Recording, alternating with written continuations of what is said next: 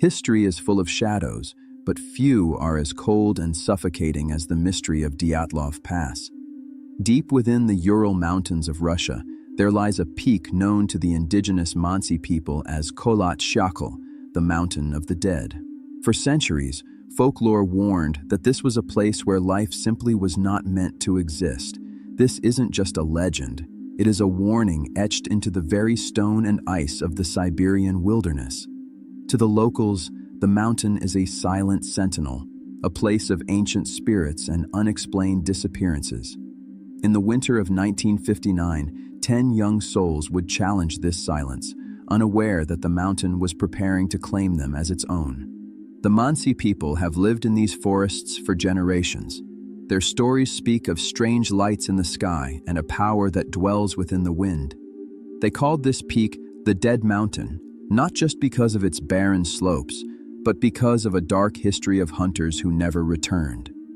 When Igor Dyatlov's team arrived at the foot of this peak, they ignored the warnings. They were men of science, children of the Soviet industrial age, convinced that there was no mystery that human intellect couldn't solve. They viewed the Mansi legends as mere superstition, failing to realize that some superstitions are born from a terrifying reality. The expedition was led by Igor Dyatlov, a 23-year-old radio engineering student whose name would eventually be forever linked to this tragedy. Igor was a man of steel, disciplined, meticulous, and deeply respected. Beside him were 7 men and 2 women, all grade 3 hikers. They were the elite. Among them were brilliant engineering minds and seasoned athletes. As they boarded the train in Sverdlovsk, their journals were filled with excitement. They took photos of each other laughing, smoking pipes, and packing their heavy 50-kilogram rucksacks. They were chasing glory, a badge of honor that required bravery and absolute skill. They were masters of the snow, or so they believed. Igor Dyatlov was more than just a leader. He was an innovator. He had designed a special stove for the tent and was constantly recording data in his meticulous logbooks. He believed in the triumph of the human will over nature. In his eyes, the Ural Mountains were a laboratory where they could test their endurance. His friends trusted him implicitly. They followed his lead through the thick pine forests and across frozen rivers, documenting every step with their Zenit cameras. These photos, found months later, show a group of friends at the peak of their lives, blissfully unaware that they were documenting their final days on Earth. But fate has a strange way of picking its survivors. On January 28th, as the group pushed into the frozen taiga, Yuri Yudin felt a sharp, debilitating heat in his lower back. Sciatica. In the wilderness, an injury is more than a burden. It is a liability that can slow down the entire team. With a heavy heart, Yuri realized he could not continue. The farewell was captured in a haunting photograph. Yuri embracing his friends, his face a mask of disappointment. He watched as his companions turned and vanished into the blinding white mist. He would be the only one to grow old. For the rest of his life, Yuri Yudin would live in the shadow of that goodbye, forever haunted by the survivor's guilt. By February 1st, the weather turned savage. The wind became a physical wall. Under normal circumstances, an experienced leader would have retreated back down into the tree line for protection. Instead, Dyatlov made a decision that still baffles experts. He ordered the tent to be pitched right on the exposed, frozen slope of Kholat Syakhl. They spent hours digging into the snow in a howling blizzard to create a base. They were exhausted, but they were together. They ate their dinner and prepared for sleep, completely unaware that in just a few hours, the laws of their world would shatter and they would be forced to flee into the night, leaving everything behind. By February 12th, the silence from the mountains had become deafening. In the city of Sverdlovsk, families gathered at the train station, clutching coats against the chill, their eyes fixed on the horizon where the tracks met the sky. But the train from Ivdel arrived empty. No laughter, no soot-covered hikers, no Igor Dyatlov. Every passing hour stripped away a layer of hope. By the 20th of February, the Soviet authorities could no longer ignore the void. A massive search operation was ignited, a desperate mobilization of military planes, seasoned alpinists, and local Mansi trackers. They were looking for 10 people in a wilderness larger than some European countries, a white abyss that swallowed sound and light alike. From the air, the Ural Mountains looked like the spine of a sleeping beast. Pilots flew dangerous patterns, their wings nearly clipping the jagged peaks of Kholat Syakhl. On February 26th, a pilot spotted something, a dark, angular blemish on the pristine white slope of the Mountain of the Dead. It was the tent. It sat alone, half-buried, a fragile shell of canvas against the infinite ice. But as the ground team struggled up the slope to reach it, they realized the scene was not what they expected. There was no sign of an avalanche. No trees were snapped. The tent was still tied to its poles, yet it looked as if it had been shredded by a frantic animal. When the rescuers finally stood before the tent, a heavy, unnatural dread settled over them. Mikhail Sharavan, a student volunteer, reached out to touch the frozen fabric. It was then they saw the most baffling clue of all. The tent had been sliced open with a knife, but the cuts came from the inside. This wasn't the work of a predator or the wind. The hikers had been the ones to destroy their only shelter. Inside, the scene was a frozen snapshot of absolute panic. Warm fur coats were still neatly laid out. Boots were left in pairs. Even their precious flashlights and knives, tools no hiker would ever abandon, remained untouched. 9 people had fled into a -30-degree blizzard at night, without shoes or coats. Something had terrified them so deeply that freezing to death was a risk they were willing to take just to escape that tent. Following the tent discovery, the searchers looked down the slope. There, etched into the crust of the snow, were 8 or 9 sets of footprints. They were the ghosts of the hikers' final moments. Some footprints were made by socks, some by a single boot, and others by bare feet. The tracks were orderly at first, moving in a line toward the tree line 1.5 kilometers away. There was no sign of a struggle, no tracks of a pursuer. Just 9 people walking calmly but desperately toward their doom.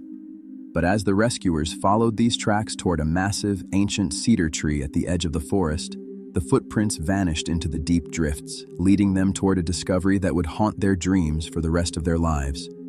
Under the boughs of that giant cedar, the rescuers found the first evidence of the tragedy. Beneath a layer of fresh snow lay the bodies of Yuri Doroshenko and Yuri Krivonishenko. They were dressed only in their underwear, their skin a haunting shade of brownish purple. Their hands were burned, and the bark of the cedar tree had been torn away up to 5 meters high, as if they had tried to climb it in a frenzy, snapping their fingernails and skin in the process. Nearby were the remains of a small, pathetic fire, charred twigs that could never have provided enough heat to save them. They had died from hypothermia, but the question remained: why were they undressed, and what were they looking for from the top of that tree? Between the cedar tree and the tent, 3 more bodies were found, spaced out as if they were trying to crawl back to the camp. Igor Dyatlov, Zinaida Kolmogorova, and Rustam Slobodin. They died facing the tent, their fingers frozen into the ice, reaching for the shelter they had abandoned in terror. Igor was found clutching a birch branch, his face turned toward the summit. Zinaida lay further up the slope, her frozen blood staining the snow. It seemed as though, after the initial panic, the group's leaders had tried to lead a heroic return to save their friends. But the mountain was relentless. The cold had claimed the first 5, but the mystery was only beginning. The remaining 4 hikers were missing, and when they were finally found months later, the case would take a turn into the truly supernatural.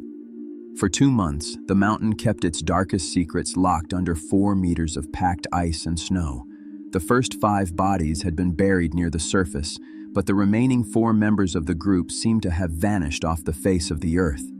It wasn't until May, when the Siberian sun finally began to soften the frozen landscape, that a new search party noticed something disturbing. Near the cedar tree where the first 2 bodies were found, a trail of cut pine branches led deeper into the woods toward a steep ravine. There, buried in a hollow of ice, lay the final 4 hikers. But as the snow was cleared away, the rescuers didn't find victims of a simple blizzard. They found a scene of absolute carnage that defied medical explanation. The autopsies of the final four, Lyudmila Dubinina, Semyon Zolotaryov, Nikolai Thibault-Brignol, and Alexander Kolovatov, sent shockwaves through the Soviet investigative team. Unlike the first five, who died of hypothermia, these hikers had suffered massive internal trauma. Nikolai's skull had been crushed with such force that it fractured in multiple places, yet there was no external wound on his skin. Semyon and Lyudmila had their ribs shattered, caved in by a pressure so immense it was compared to the force of a high-speed car crash. But there were no cars in the Urals in 1959, no falling rocks, no signs of a struggle with other humans. It was as if they had been squeezed by an invisible giant. As the doctors examined Lyudmila Dubinina, the horror reached a new level. Her tongue was missing. Her eyes were gone. Parts of her facial tissue had been removed with surgical precision. While some experts argued that small animals or water erosion could be responsible, the forensic reality was chilling. She was found face down in a running stream of meltwater, but the lack of blood suggested something even more sinister. Was this a ritualistic attack, or had they stumbled upon something they weren't supposed to see? The silence of the ravine offered no answers, only the hollow sound of the wind through the pines. Just when the investigators thought the case couldn't get any stranger, the Geiger counters began to click. Tests performed on the clothing of the victims revealed high levels of radioactive contamination, specifically on the clothes of Kolovatov and Krivonyshenko. Where did it come from? There were no nuclear plants in the Urals, no known testing sites in that specific sector. The Soviet government, known for its obsession with secrecy, suddenly classified the entire case as top secret. The files were locked away in a vault, and the official conclusion was as vague as it was terrifying. The hikers had died due to an unknown compelling force which they were unable to overcome. During the nights of the search, other hiking groups in the area, as well as local military personnel, reported seeing strange phenomena in the sky. They described glowing orange orbs hovering over Kolatsyakhl. These spheres of light moved silently, pulsating with an eerie rhythm before vanishing into the atmosphere. Were these secret Soviet missile tests, or was it something extraterrestrial? The last photo on one of the hikers' cameras shows a blurry, glowing shape against a pitch-black background. It is a photo of the very thing that might have driven them out of their tent and into the jaws of death. The funerals were held under a cloud of state-enforced silence. Families were told not to open the caskets. Those who managed to steal a glance described the bodies as having a strange, deep orange tan, and their hair had turned prematurely gray. The hikers were buried in a cemetery in Sverdlovsk, their graves becoming a pilgrimage site for those seeking the truth. As the steel doors of the Soviet archives slammed shut, the mystery of Dyatlov Pass was born. It wasn't just a story of a failed expedition. It was the beginning of a haunting that would last for generations. But the most terrifying theories were yet to come. As the Soviet investigators hit a wall of silence, the first theory to emerge was one of ancient blood and territory. Had the hikers inadvertently desecrated a sacred Mansi shrine? The indigenous Mansi people knew these mountains better than anyone, and rumors spread of a group of warriors who had hunted the students down for trespassing on forbidden ground. However, this theory quickly crumbled. There were no signs of other footprints around the tent, no evidence of a struggle with attackers. The Mansi themselves were peaceful and even aided in the search operation. Yet, the idea of a curse persisted. If it wasn't men who drove them out, could it have been something much older and more primal lurking in the Siberian taiga? Some pointed to a more terrifying possibility: the mink, the Russian version of the Yeti. One of the photos found on the hikers' cameras showed a blurry, dark figure standing among the trees. Was it just a fellow hiker in a coat, or was it something else? Proponents of this theory point to the crushed ribs and the missing tongue of Lyudmila Dubinina as signs of a brutal, animalistic attack. The compelling force mentioned in the official files might have been a bureaucratic euphemism for a creature the state refused to acknowledge. But even a monster leaves tracks, and on the slopes of Kholat Syakhl, only the footprints of the 9 students were found, leading down into the dark. The presence of radiation on the victims' clothing shifted the suspicion toward the Soviet military. During the height of the Cold War, the Urals were a playground for secret technology. One theory suggests the group was caught in the middle of a parachute mine test. These weapons explode in mid-air, creating a massive pressure wave that can crush internal organs without leaving a single bruise on the skin, matching the hikers' injuries perfectly. This would explain why they fled the tent in a panic. The blinding light and deafening roar of a weapon test would have felt like the end of the world. But if the military was responsible, why did they allow a public search operation to find the bodies? Scientific minds have proposed an even more subtle killer: infrasound. Under specific wind conditions, the unique shape of Kholat Syakhl could act as a Kármán vortex street, creating low-frequency sound waves below the threshold of human hearing. Though you cannot hear infrasound, your body feels it. It triggers intense feelings of dread, nausea, and absolute irrational panic. It is a frequency of madness. Imagine 9 people inside a tent suddenly struck by an overwhelming, invisible wave of terror. Their only instinct would be to run as far as possible from the source, even if it meant running barefoot into a frozen grave. It is the most logical explanation for an illogical flight. Skeptics often return to the simplest, yet most tragic explanation: a small avalanche. Perhaps a slab of snow hit the tent while they slept, pinning them down and causing them to panic. In their desperate attempt to escape what they thought was a massive landslide, they cut their way out. But once outside, hypothermia began its deadly work. In the final stages of freezing, victims often experience a phenomenon called paradoxical undressing. As the body's thermoregulation fails, the victim suddenly feels a burning sensation of intense heat, causing them to strip off their clothes in their final moments of life. It explains the undressed bodies, but it fails to explain the radiation, the missing tongue, or the orange orbs in the sky. The truth might have been recorded in the pages of the files that were never released. For decades, researchers have claimed that certain volumes of the Dyatlov investigation were removed by the KGB.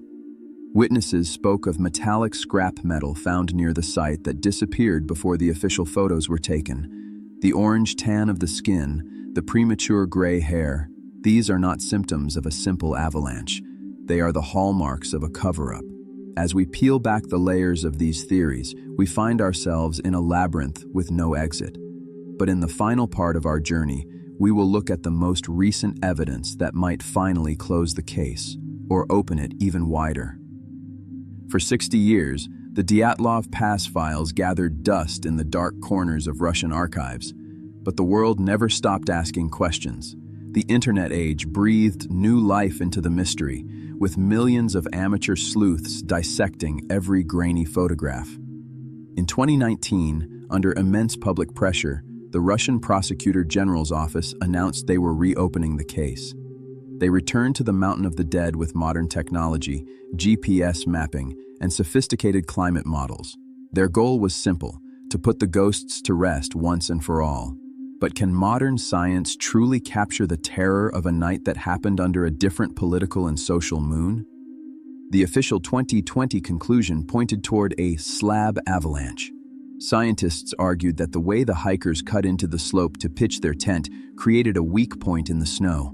Hours later, a heavy block of ice and snow slid down, striking the tent. It wasn't enough to bury them, but it was enough to break ribs and skulls. Panicked and fearing a second, larger slide, they cut their way out and fled. This theory, supported by a 2021 study using animation codes from the movie Frozen, provides a mechanical answer. It explains the trauma and the flight. But for many, it feels like a sterile answer to a supernatural question. It doesn't explain the missing tongue, the orange skin, or the radiation. Perhaps the answer lies not in the snow, but in the people themselves. Semyon Zolotaryov, the oldest member, remains a figure of intense suspicion. A veteran of World War II with mysterious tattoos, including one that read Der Muazaya, a word that exists in no known language. When his body was exhumed in 2018, DNA tests confirmed his identity, but his injuries were the most severe. Some believe he was a KGB plant, or perhaps a double agent involved in a controlled delivery of radioactive clothing to foreign spies that went horribly wrong. Was the group merely collateral damage in a high-stakes game of Cold War espionage? Semyon took his secrets to a frozen grave, and his tattoos remain a code we cannot crack. Today, a simple stone monument stands at the pass, bearing the names and faces of the 9 who stayed behind. It is a lonely place, visited only by the bravest of hikers and the wind.